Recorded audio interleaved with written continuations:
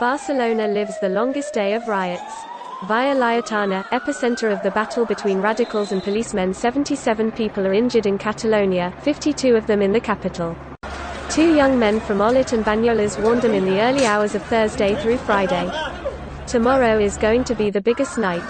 A lot of people from all over Catalonia are going to come down. They were fully correct in their prediction. It was the day of more riots, which began at 4 in the afternoon, much earlier than in previous days, and concentrated the battle in the Via Laietana.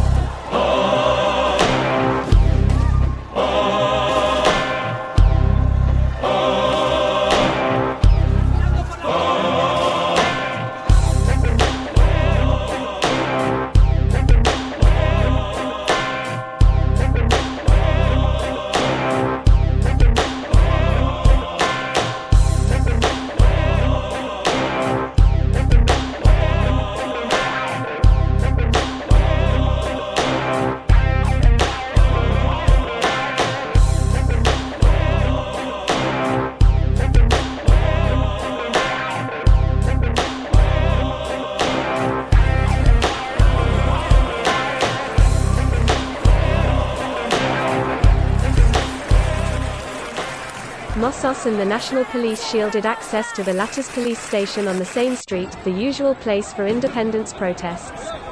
This Friday was the night that worried the police forces the most, aware that many young people from the rest of the country would join the protests.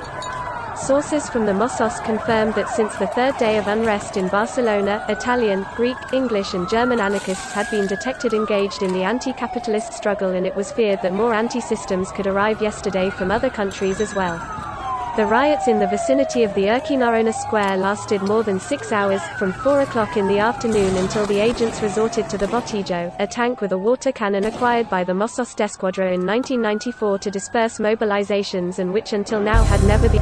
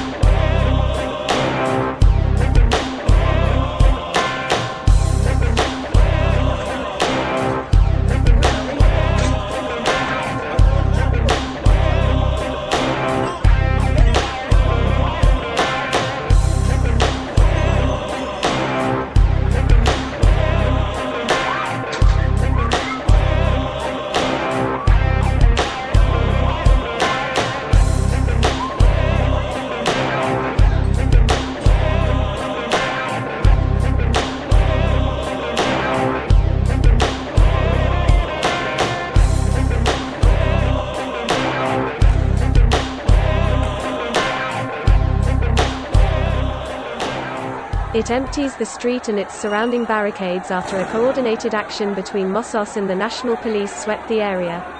Until then, the police strategy had been to fill Via Laietana and its surrounding streets with riot police to try to withstand the siege.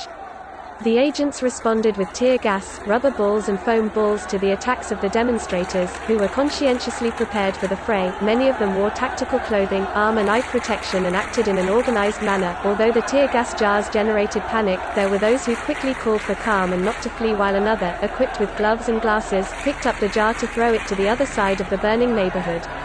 They were holding their pulse, constantly launching rockets and a shower of stones, marbles and nuts.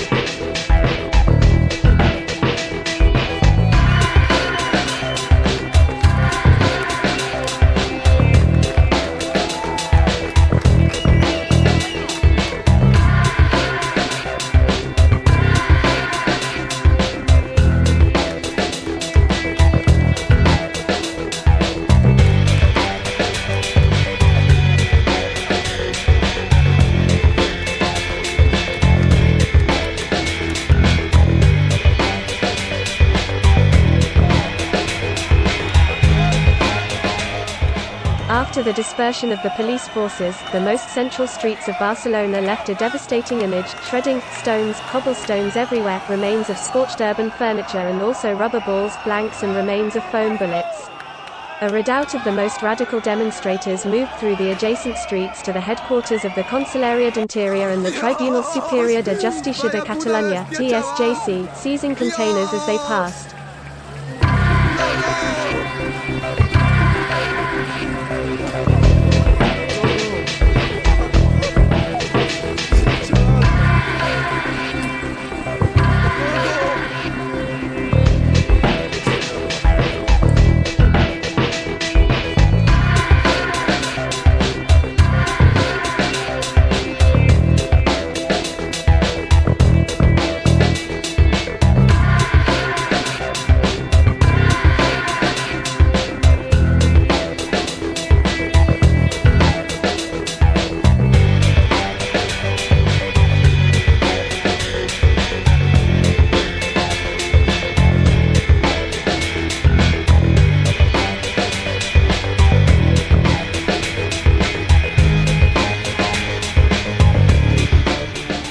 At the stroke of midnight, a total of 77 people had been injured in Catalonia, 52 of them in Barcelona. The journalists, despite being dressed in their bracelets and orange aprons, were once again one of the targets. As of yesterday, 38 journalists had already been injured, many by police action. National police officers violently reduced El País photographer Albert Garcia and took him handcuffed after capturing with his camera another police action in Pau Claris with Urquinaona. Both Garcia and the wounded journalists were doing their job, reporting.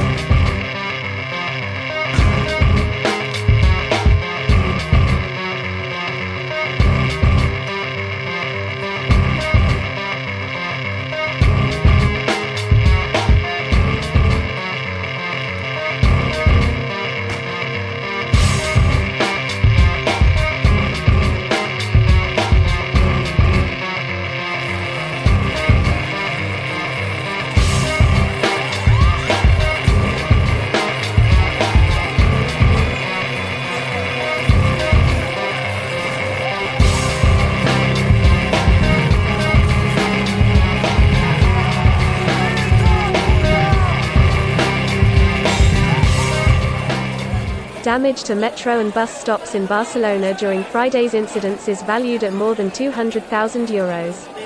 TMB, the city council company that manages the city's public transport, estimates that the repairs to underground installations affected by vandalism entail an extraordinary cost of €130,000, while the repair of 35 canopies in the city centre in which glass was blown, parts were destroyed or painted represents an invoice of €84,000. TMB assures that, taking advantage of the episodes of violence, groups of graffiti artists entered the metro and painted 24 trains, at the same time that there was destruction in Urquinaona station, one of the squares most affected last night by the riots. The damages at the station, with 3 broken security cameras and 9 fire extinguishers stolen, among other damages, are estimated at €15,000, while at the Torre Barro stop corrosive liquid was thrown into the ticket vending machines. In addition, 10 buses appeared with graffiti, one had a flat tire and another broke the rear-view mirror.